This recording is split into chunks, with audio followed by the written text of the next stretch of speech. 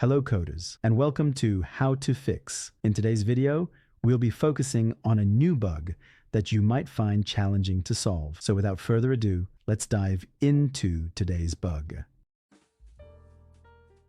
Let's now execute code 1 to generate the error and observe the outcome.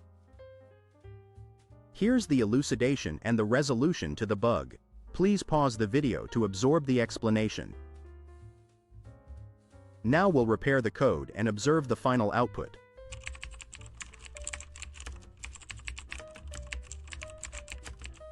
And bingo! The code performs perfectly and our output is just right. The error has been fixed.